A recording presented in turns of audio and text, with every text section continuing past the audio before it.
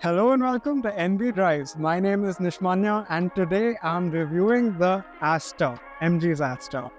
And I know it came out a few years ago, but its competition has become tougher. Skoda's got the Kushaq, Volkswagen's got the Taycan, and Kia has recently updated the Seltos.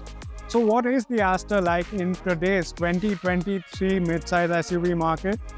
That's what I'm going to try and answer. I'll walk you through its design, I'll walk you through its feature list, and I'll walk you through how it drives on our roads, concluding with what I think of this SUV and where it sits in the mid-size SUV segment. So, stick around for the full review.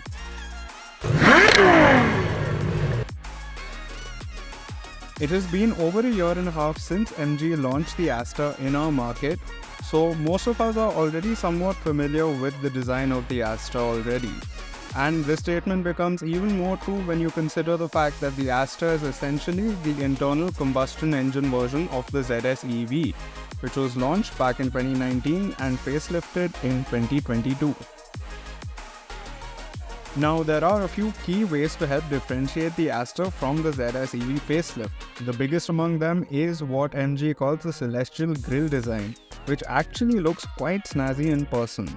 The headlights are smart-looking LED units that have a thick and modern-looking daytime running light element, which also doubles up as the turn indicator. Though they are near on identical to the units seen on the ZS EV facelift. What isn't the same is the front bumper, which gets a set of integrated fog lights and a more sculpted look. From the side, there's honestly very little to help set the Astor apart from the ZS EV, as both SUVs share the same silhouette, they are similar in dimensions, and even the tastefully executed chrome garnish on the window line is the same as on the ZS EV. However, MG has equipped the Astor with a new set of 17-inch twin 5-spoke diamond-cut alloy wheels that definitely add to the sportiness quotient, and there's also the Brit Dynamic badge on the front fenders of the Astor that replaces the electric badge of the ZS EV. Even at the rear, the Astor's design is very similar to that of the ZS EV facelift, as it gets the same angular tailgate, integrated roof-mounted spoiler, and even the same LED taillights. Though on a side note, these do look quite premium in my opinion. The main point of distinction at the rear is the reprofiled bumper, which gets two decorative exhaust tips lower down on either side and a faux diffuser in between the tips.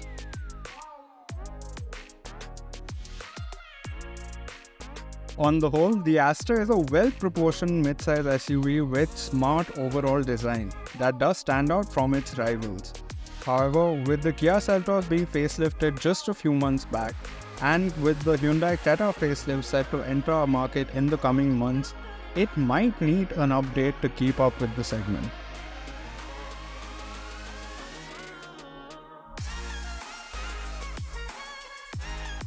Here in the cabin of the Astor, anyone who has spent any time in the ZS EV will be very familiar with the layout and design of this interior.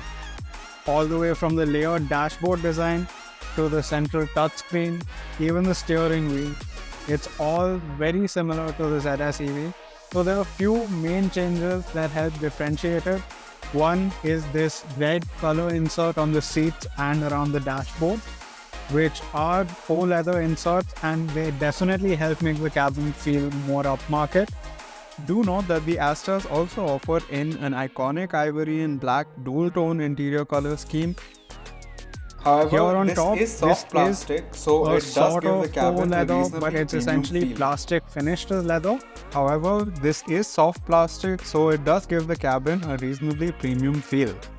I also quite like these silver accents around the AC vents, and I like the AC vents on the far edges of the cabin, the round ones. They remind me a lot of the previous generation Mercedes A-Class AC vents, which is quite cool.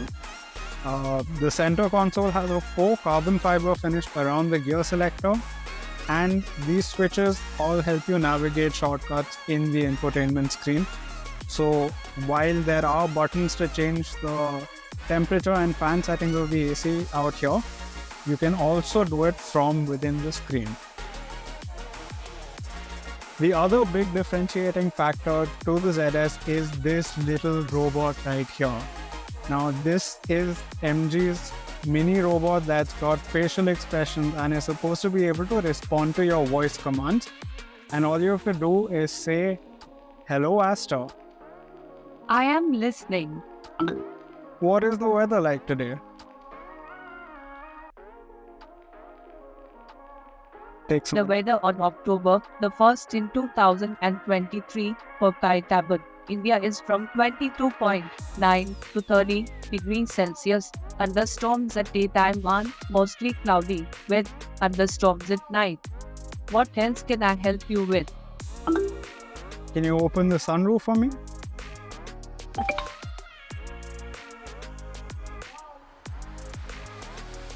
The 10.1-inch touchscreen infotainment system is quite a slick unit to use as the touch response is good and it is a high-definition panel. MG has also used a clean UI that looks fairly modern and is relatively intuitive to use. The Astor also gets embedded SIM for an array of connected car features and inbuilt navigation. There's also Android Auto and Apple CarPlay compatibility, and the screen can also be used to access the various settings for the ADAS or Advanced Driver Assistance Systems features. You can also change the face of the small robot on the dashboard from the infotainment screen, with MG offering 3 to 4 different skins that you can install and upload to the system. The Astor also gets a 360-degree camera, which is quite useful, especially when trying to park up or get out of tight spaces. I do wish, however, that the quality of the cameras was a little better. While the instrument cluster is a 7-inch digital unit, it isn't as sophisticated as some of the units seen on rivals such as the Kia Seltos facelift, in terms of both the clarity and customizability of the display. However, there's still plenty of information that you can cycle through on this display, such as the MG Pilot Assistance screen, the current journey screen, battery voltage, and even the tire pressure monitor. On the safety front, in addition to the ADAS safety features, this top-spec Astor ZS variant also gets features like 6 airbags, ABS with EBD, brake assist, electronic stability control, traction control, hill start assist, hill descent control, and rear disc brakes. You can click the card on the top right of the screen in order to know more about these features. The front seats are well cushioned and they offer plenty of support, making them quite comfortable even for larger occupants like me. Only the driver's seat gets electronic seat controls while the passenger has to make do with manual controls. And neither of the front seats get a ventilation system, which in my opinion is a big miss in this segment, as most of the other rivals do get the feature. Moving on to the rear seats, these are also fairly comfortable and they offer a good recline angle, a center armrest with 2 cup holders, good headroom and plenty of knee room, though I did find the under-thigh support to be a smidge less. Do note that the center passenger in the second row gets their own headrest and a 3-point seat belt, though seating 3 abreast will be a bit of a squeeze as the cabin's overall width isn't that much. MG has also equipped the Astor with the all-important panoramic sunroof, which has in recent years become a highly sought-after feature in the segment. And for those of you curious, the opening of the sunroof is quite large and there's also an electrically retractable blind.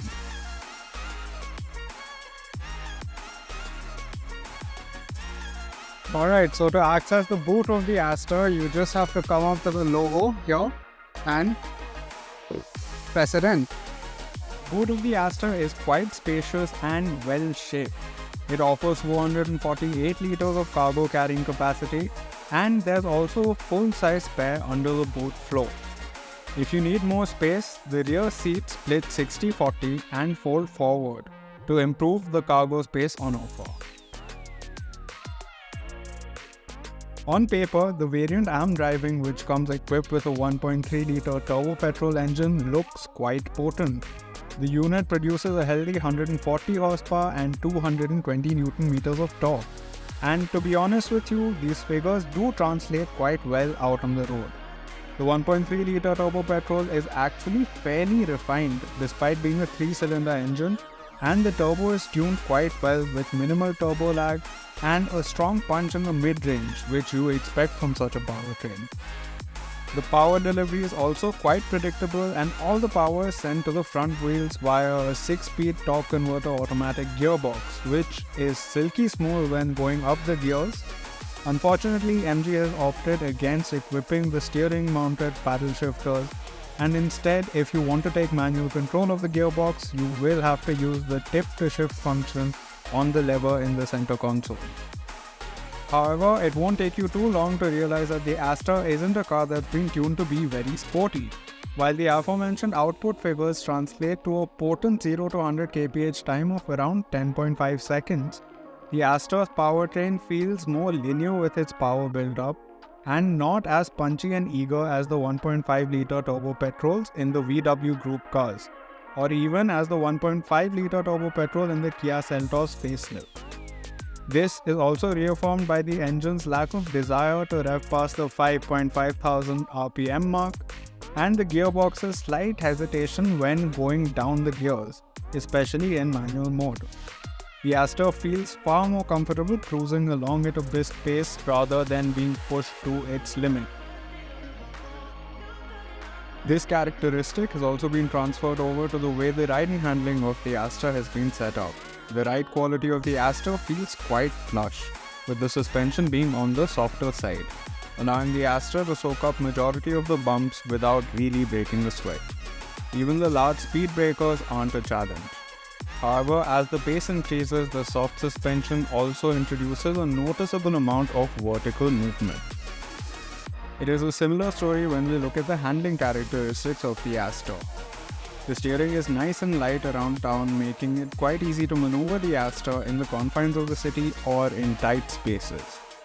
While the steering does have multiple settings to help weigh it out, and it automatically also weighs up to a certain degree at highway speeds and is reasonably responsive, it doesn't provide a lot of feedback about the grip levels of your tires, and it isn't the most precise unit in the segment either. The softer suspension setup also means that the Astor is not a very agile handler, as while it can cope with twisty roads and has a decent amount of mechanical grip on offer, it does have a noticeable amount of body roll in the corners. And that, paired with the fact that it understeers slightly when pushed hard, means that you are best off tackling the winding roads in a calm and leisurely manner. I must also make a mention of the variety of level 2 ADAS safety features which the car maker calls MG Pilot that are available on the Astor. Some of them are quite convenient and can come in clutch when navigating our chaotic roads, such as the blind spot monitor which warns you about objects in your blind spot, the rear cross traffic alert which tells you about any oncoming traffic when you're reversing out of a parking spot, or even the autonomous emergency braking system or EEB, which can automatically apply the brakes to prevent you from colliding with the car or pedestrian in front of you in an emergency situation.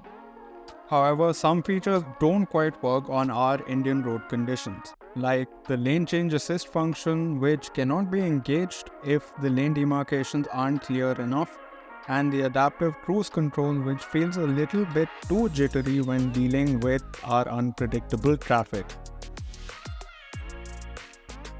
On the whole, the MG Astor still makes a very strong case for itself even in 2023, as it provides a spacious and comfortable mid-size SUV package with very respectable performance as well. It offers a smart and well-proportioned exterior design that still looks modern and a well-screwed together interior that offers a lengthy features list. That said, the Astor is still missing a few key features compared to its rivals such as front seat ventilation, ambient lighting, and even an integrated rear sunblind. Additionally, it is worth bearing in mind that with the high frequency of new models and facelifts being launched in the midsize SUV segment, it won't be long before the Astor starts looking a bit dated.